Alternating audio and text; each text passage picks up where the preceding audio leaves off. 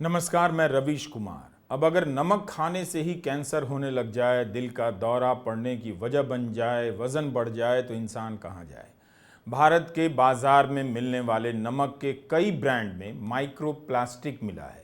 एक एनजीओ है toxics link जो पर्यावरण मामलों पर काम करती है।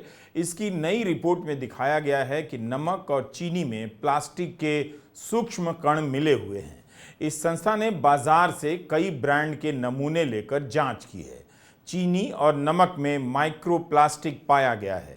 अगर आप इस तरह के नमक और चीनी खा रहे हैं तो आपके स्वास्थ्य पर किसी ना किसी तरह असर पड़ेगा ही। इस अध्ययन में 10 प्रकार के नमक का परीक्षण किया गया है, जिसमें टेबल नमक भी है, सेंधा नमक है, समुद्री नमक है और स्थानीय कच्चा नमक भी शामिल है।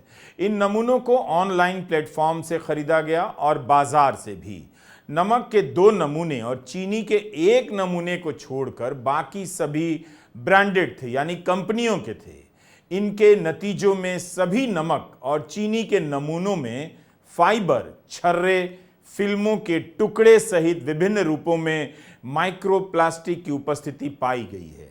इन माइक्रोप्लास्टिक का आकार 1 माइक्रोकॉन से 5 मिलीमीटर तक देखा गया है। इससे खतरनाक और क्या हो सकता है कि आप नमक और चीनी के बहाने प्लास्टिक के सूक्ष्म कण खाए जा रहे हैं। इस पूरे मामले पर शोध करने वाली एनजीओ संस्था टॉक्सिक्स लिंक के एसोसिएट निदेशक सतीश सिन्हा ने कहा है, हमारे अध्ययन में सभी नमक और चीनी के नमूनों में पर्याप्त मात्रा में माइक्रोप्लास्टिक्स का पाया जाना चिंताजनक है और मानव स्वास्थ्य पर माइक्रोप्लास्टिक्स के दीर्घकालिक स्वास्थ्य प्रभावों पर तत्काल व्यापक शोध की आवश्यकता है। माइक्रोप्लास्टिक क्या होता है? प्लास्टिक के बारीक कणों को माइक्रोप्लास्टिक कहा जाता है, जिनका आकार 5 मिलीमीटर से लेकर 1 माइक्रोमीटर तक होता है। 1000 माइक्रोमीटर से 1 मिलीमीटर बनता है, तो आप अंदाजा लगा सकते हैं कि ये कितना छोटा होता है और किस स्केल या पैमाने के स्तर की हम बात कर रहे हैं। इन्हें आंखों से शायद देखा भी नहीं जा सकता। आखिर भारत में बनने वाले इन प्रोडक्ट्स में इतनी बड़ी तादाद में ऐसे केमिकल या अन्य तत्व क्यों पाए जा रहे हैं, जिसका सीधा असर हमारे स्वास्थ्य पर पड़ सकता है? टॉक्सिक्स लिंक की रिपोर्ट में लिखा है कि हमारे शरीर के विभिन्न अंगों जैसे सिर के बाल, लार, थूक, फेफड़े, गुर्दे आदि में माइक्रोप्लास्टिक कण पाए गए हैं। इसके अलावा स्तन का दूध, प्लेसेंटा, नवजात शिशुओं में तिल्ली, गुर्दे, रक्त और वीर्य के नमूनों में भी हमारे शरीर में 3 प्राथमिक मार्गों से ये प्लास्टिक के कण प्रवेश कर सकते हैं: निगलने से, सांस लेने से और सीधे त्वचा के संपर्क से। इस रिपोर्ट में सारा ब्यौरा दिया गया है कि कैसे और किस आधार पर जांच की गई है। वैज्ञानिक शोध और सोच यही है कि सबके सामने रख दिया जाए, जिससे कोई भी इस प्रणाली को देख सके, समझ सके और इसमें कोई शोध हो तो बदलाव कर सके। इसी से विज्ञान हर तरह के फालतू भेदभाव से ऊपर होता है। इस रिपोर्ट में अपने निष्कर्ष बताने से भी पहले इस अध्ययन की खामियों को भी सामने रखा गया है। यह भी वैज्ञानिक सोच का ही हिस्सा है। जैसे लिखा है कि केवल 15 सैंपल का होना कम है और भविष्य में शोध कार्य इसी कमी को दूर करने के लिए किया जा सकता है। टॉक्सिक्स लिंक ने अपनी रिपोर्ट में लिखा है कि नमक के 10 और चीनी के 5 नमूनों में से हर एक में प्लास्टिक के कण प्राप्त हुए हैं। 1 किलो नमक में 6 से 90 कण पाए गए हैं। इसमें से सबसे अधिक 90 कण आयोडीन युक्त नमक में पाए गए हैं। रिपोर्ट के अनुसार अधिक प्रोसेस किए गए आयोडीन युक्त नमक के नमूनों में प्लास्टिक के कणों की अधिक मात्रा पाई गई। यह कैसे होता है? नमक या चीनी में प्लास्टिक का कण कैसे प्रवेश कर गया? रिपोर्ट में इसका जवाब दिया गया है कि कच्चा नमक या सेंधा नमक की अपेक्षा आयोडीन युक्त नमक ज्यादा प्रोसेसिंग से गुजरता है। जब नमक में आयोडीन मिलाया जाता है, प्रसंस्कृत किया जाता है, इस दौरान नमक कई तरह की मशीनों और उपकरणों के संपर्क में आता है, तभी माइक्रोप्लास्टिक नमक का हिस्सा हो जाता है। फिर आप इस नमक को प्लास्टिक के पैकेट में कई दिनों और महीनों तक भी रखते हैं। उससे भी प्लास्टिक के कण नमक या चीनी में मिल जाता होगा। जिस वातावरण में आयोडीन युक्त नमक बनाया जाता है वहां पहले से प्लास्टिक कणों की अधिक मौजूदगी से भी नमक में इसकी मात्रा बढ़ने की संभावना मजबूत हो जाती है। रिपोर्ट में लिखा है कि प्लास्टिक का कण जितना छोटा होता है उतना ही हमारे शरीर में प्रवेश करने की क्षमता रखता है और वह हानिकारक साबित हो सकता है। यही नहीं, आजकल सेंधा नमक भी लोकप्रिय होने लगा है, लेकिन उसमें भी माइक्रोप्लास्टिक कण पाए गए हैं। अब अगर नमक और चीनी तक आप शुद्ध नहीं खा सकते हैं तो फिर सबका ही स्वास्थ्य खतरे में पड़ सकता है। कई बार हम अपनी बीमारी का कारण समझ नहीं पाते। कितना भी संयम से रहते हैं, नमक का प्रयोग तो किसी ना किसी मात्रा में करेंगे, सीमित मात्रा में ही सही। जब नमक में माइक्रोप्लास्टिक होगा तो जाहिर है शरीर के अंगों पर हानिकारक असर पड़ सकता है। हम नहीं जानते और ना दावा कर सकते हैं कि किस वजह से कौन सी बीमारी होती है, लेकिन कैंसर की बीमारी देख रहे हैं कि इतनी तेजी से आसपास बढ़ती जा रही है। क्या इन कारणों को, इस तरह की रिपोर्ट को कोई भी हल्के में ले सकता है? जून 2024 में दैनिक भास्कर ने खबर की कि इस समय भारत में 2.6 करोड़ से ज्यादा कैंसर के मरीज हैं। 2025 तक ये संख्या 3 करोड़ हो सकती है। कैंसर के मामले में भारत बस चीन और अमेरिका से पीछे है। सालाना 15 लाख के करीब नए कैंसर के मरीज सामने आ रहे हैं। 2023 में कैंसर से होने वाली मौतों की संख्या 9.16 लाख थी। भारत में फेफड़ों के कैंसर में 90% मामलों में कैंसर का पता बाद के चरण में होता है, जबकि स्तन कैंसर में यह आंकड़ा 50% के करीब है। मुंह के कैंसर के 70% मामलों की पहचान एडवांस स्टेज पर पहुंचने पर होती है।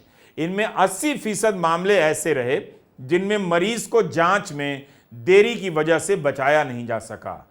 समय पर बीमारी का पता चले तो फिर इस बीमारी से लड़ा जा सकता है, लोग बाहर भी आते हैं। इसलिए नमक और चीनी में माइक्रोप्लास्टिक की खबर को छापकर भुला देने वाली खबर के तौर पर मत लीजिए, इन्हें चर्चाओं के केंद्र में लाइए। इसी साल 6 मई को डेक्कन हेरल्ड में चिरंजीवी कुलकर्णी की यह रिपोर्ट है जिसमें बताया गया है कि यूरोपीय संघ के देशों ने 527 भारतीय उत्पादों में एथिलीन ऑक्साइड पाया है। यूरोपीय संघ द्वारा जिन 500 प्रोडक्ट्स को बैन किया गया उनका इस अखबार ने विश्लेषण किया तो पाया कि 2019 से 24 के बीच भारत के 400 से अधिक उत्पाद असुरक्षित पाए गए।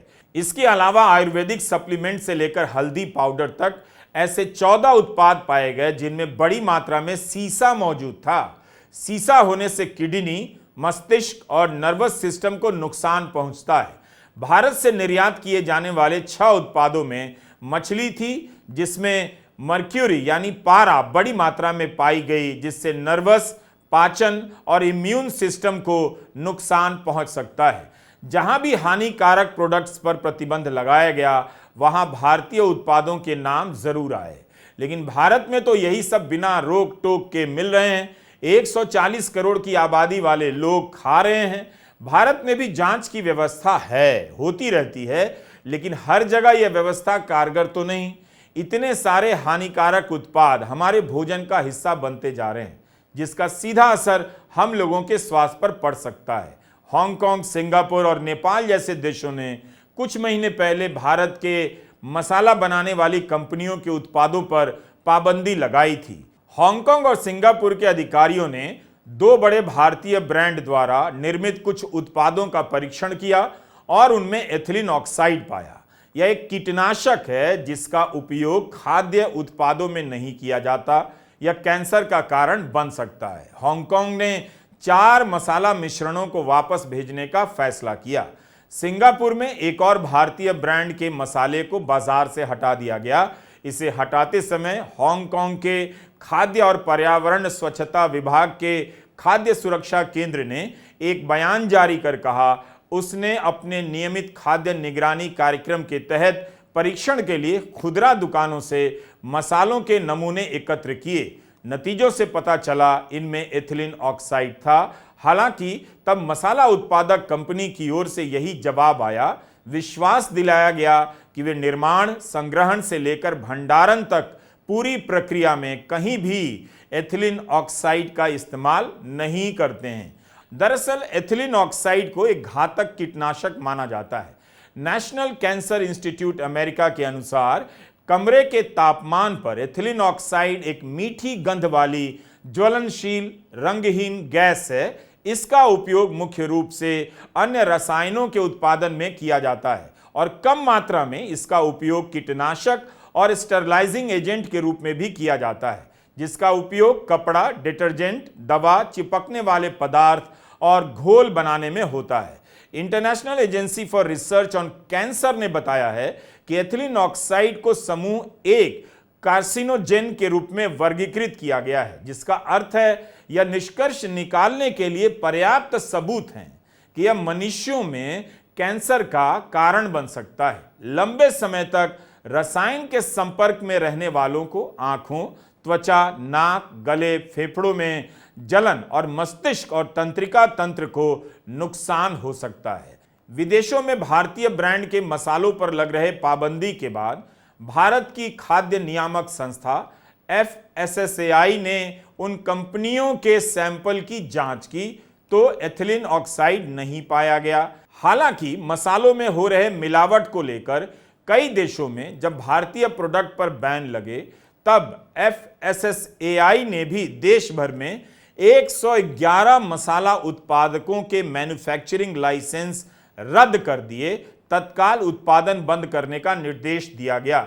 जिन निर्माताओं के लाइसेंस रद्द हुए उनमें से अधिकांश केरल और तमिलनाडु से हैं। यहां तक कि गुजरात, महाराष्ट्र और मध्य प्रदेश की भी कई कंपनियां जांच के दायरे में हैं। पर जिन कंपनियों के लाइसेंस रद्द किए गए उनमें ज्यादातर छोटी कंपनियां थीं। बड़ी कंपनियों पर कोई कार्रवाई नहीं हुई। हमें बताया जाता है कि पैकेट बंद खाद्य में पैकेट के पीछे बारीक बारीक अक्षरों में जो कुछ भी लिखा होता है, खरीदने से पहले उसकी जांच करनी चाहिए, पढ़ लेना चाहिए। क्या हम ऐसा करते हैं? और मान लीजिए अगर हम ऐसा कर भी लें तो क्या हमारा इतना करना भी निश्चित करता है कि अब हमारे खाने में कोई मिलावट नहीं है? क्या हर व्यक्ति जानता है कि जो लिखा है उसे कैसे पढ़ना है और उसका क्या मतलब है, स्वास्थ्य पर क्या असर पड़ेगा? प्रसंस्कृत फूड को लेकर, प्रोसेस्ड फूड को लेकर इतनी रिसर्च रिपोर्ट आती है, फिर भी लोग दनादन खाए जाते हैं। केवल मसालों, नमक और चीनी को लेकर ही नहीं, भारत में बनी कुछ दवाओं को लेकर भी इस तरह की रिपोर्ट आई है। साल 2023 में भारत के टॉप ड्रग कंट्रोलर ने 4 साल से कम उम्र के बच्चों में सर्दी रोधी दवा के संयोजन पर प्रतिबंध लगा दिया। यह प्रतिबंध साल 2022 में गाम्बिया, उज्बेकिस्तान में बच्चों की मौत के मामले में भारत निर्मित कफ सिरप से जुड़े होने के बाद लगाया गया। भारत में कथित तौर पर इसी तरह की दवा खाने के बाद 2019 और 2020 के बीच कम से कम 12 बच्चों की मौत हो गई थी। भारतीय कफ सिरप पिछले साल जांच के दायरे में आ गए जब WHO ने 4 भारत निर्मित कफ सिरप पर वैश्विक चेतावनी जारी कर दी, जो कथित तौर पर गाम्बिया में 66 बच्चों की मौत से जुड़े थे। हम आपको बिल्कुल डराना नहीं चाहते, लेकिन यह हमारी जागरूकता का हिस्सा होना ही चाहिए। हम जो खा रहे हैं, पी रहे हैं, कितना सुरक्षित है? हमारी सतर्कता का स्तर उच्चतम होना चाहिए। इन खबरों को पढ़ते समय अनेक रासायनिक नामों से गुजरते हुए लगा हमारी समझ से बाहर की चीज है।